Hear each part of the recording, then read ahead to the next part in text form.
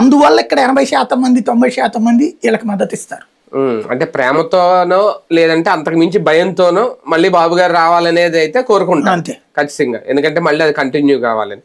దాన్ని తెలుగు ఈయన క్యాష్ చేసుకోలేకపోతున్నారు జగన్మోహన్ రెడ్డి గారు, ఏం జరుగుతుందని.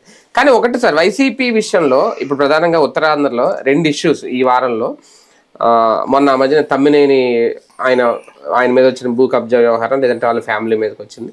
ఇప్పుడు తర్వాత అదే ప్రాంతానికి సంబంధించి సిద్దిరి అప్పలరాజు గారు, ఆయన కూడా అరెస్ట్ చేశారు, ఆయన కుమారుడు. ఇప్పుడు వాళ్ళిద్దరూ ఒకే జైల్లో ఉన్నారట. మరి ఎంతవరకు ఇది అంటే ఇది టార్గెట్ చేస్తున్న దాంట్లో భాగంగా వీళ్ళు బుక్ అయ్యారే అనేది ఒకటి ప్రతీకార రాజకీయం.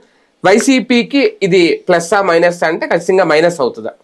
అంటే వీళ్ళు రాజశేఖర్ రెడ్డి నుంచి, జగన్మోహన్ రెడ్డి నుంచి, నరేంద్ర మోడీ నుంచి, ఎన్టీ రామారావుతో సహా అందరినీ క్యారెక్టర్ అసాసినేషన్ చేయడంలో సిద్ధాస్తులు. వాళ్ళైతే వాళ్ళు దైవాంశ సంభూతులని, అవతల వాళ్ళైతే దుర్మార్గులు రాక్షసులని చూపించుతారు.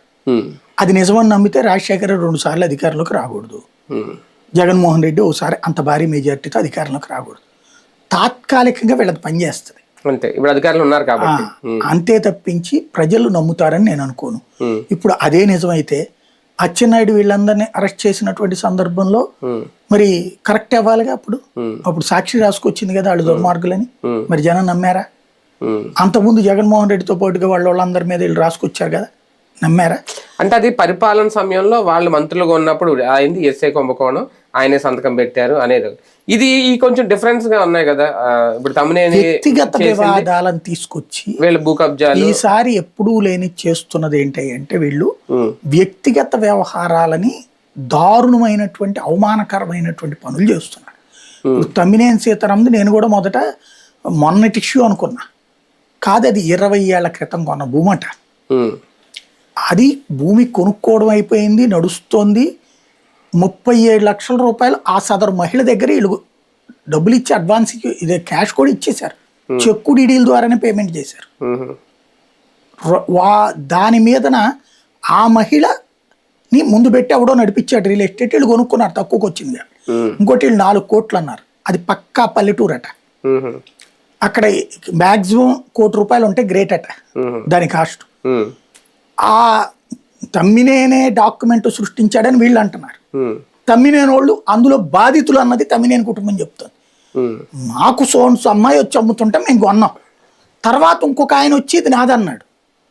అప్పుడు ఇట్లా మేము కొన్నామని చెప్పిన తర్వాత సివిల్ సూట్ వేసుకున్నారు. సివిల్ సూట్ అంటే ఆల్రెడీ కోర్టులో సివిల్ కేసు నడుస్తున్న దాని మీద ఇప్పుడు క్రిమినల్ కేసు ఎందుకు పెట్టినట్టు? సివిల్ కేసులో తేల్చుకుంటారు అది ఎవరిదనేటటువంటి. ఇప్పుడు ఫోర్జరీ చేశారు. ఎవరు చేశారు? తమ్మినేని సీతారాం చేయించాడని వీళ్ళు రాస్తున్నారు. ఎలా జస్టిఫికేషన్ అది? ఆ అమ్మాయి నేను సోన్సు అతని కూతురునని చెప్పి ఒక కాగితం పట్టుకొచ్చుకుంది. దాని ఆధారంగా భూమి వీళ్ళకొక్కళ్ళకి కాదు అమ్మింది, చాలా మందికి అమ్మింది. వీళ్ళు కూడా వన్ ఆఫ్ ద పేయర్స్ అందులో. ఇది బోలెడి కేసులు ఉంటాయి ఈ రాష్ట్రంలో. ఇట్లాంటి బోలెడి కేసులు ఎందుకు? ఇక్కడ ఇట్లాంటిదే కదా అక్కడ గొడవ. అక్కడేమో వెనకేసుకొచ్చారు చంద్రగిరి ఎమ్మెల్యేని. చంద్రగిరి ఎమ్మెల్యేని ఎందుకు పట్టుకోలేదు ఆ కేసులో? జ్యోతి నాడే కదా రాసింది. అక్కడ స్వయంగా